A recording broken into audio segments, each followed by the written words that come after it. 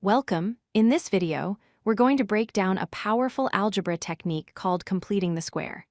It's a step-by-step method for solving quadratic equations, and by the end, you'll see it's not as complex as it sounds. Our main goal is to rearrange an equation to create something called a perfect square trinomial.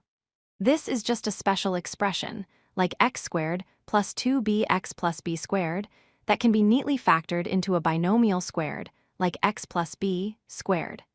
Think of it like turning an incomplete rectangle into a perfect, complete square. First, we need to get our equation ready. Start with your quadratic and move the constant term, the number without any variable, over to the right side of the equals sign. Also, make sure the term with x squared has a coefficient of 1. If it doesn't, just divide the entire equation by that coefficient. Now for the key step. We need to find a special number that will complete our square. To do this, you take the coefficient of the x term, which we call b, divide it by 2, and then square that result. This formula, b divided by 2 squared, gives us the exact number we need. To keep our equation true, whatever we do to one side, we must do to the other. So, we take that magic number we just calculated and we add it to both sides of the equation. This maintains the balance, just like adding equal weights to both sides of a scale. Because of the magic number we added, the left side of our equation is now a perfect square trinomial. It can be easily factored. The factored form will be x plus whatever that b divided by 2 value was, all squared. At the same time, go ahead and simplify the right side of the equation by adding the numbers together. We're almost there.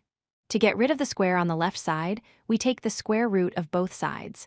When you do this, you must remember to include a plus or minus symbol on the right side. This is crucial because it accounts for the two possible solutions. Finally, get x by itself by moving the constant term over to the right. Let's walk through an example. X squared plus 6x minus 7 equals 0. First, we move the 7 over to get x squared plus 6x equals 7. Our b value is 6, so half of 6 is 3 and 3 squared is 9. We add 9 to both sides, giving us x squared plus 6x plus 9 equals 16. Factoring the left gives us x plus 3 squared. After taking the square root of both sides, we have x plus 3 equals plus or minus 4. Solving for x gives us our two answers, 1 and negative 7. What if the x squared term has a number in front? Let's try 2x squared minus 10x minus 3 equals 0.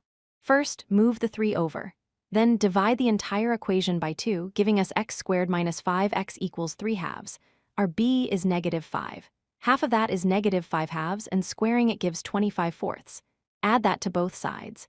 The left side factors to x minus 5 halves, squared. The right side simplifies to 31 fourths. Take the square root and solve for x to get your final answer. So, why learn this?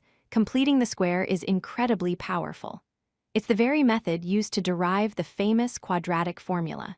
It also allows us to convert a quadratic equation into vertex form, which instantly shows us the highest or lowest point of its graph, the parabola. It's a fundamental tool for understanding the structure of quadratics. Let's do a quick recap.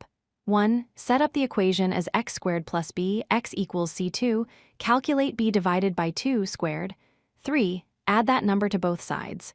4. Factor the left side. 5. Take the square root of both sides, remembering the plus or minus. And 6. Solve for x. Like any skill, mastering completing the square just takes practice. Try working through a few problems on your own. The more you do it, the more comfortable you'll become with the steps. Thanks for watching and keep up the great work.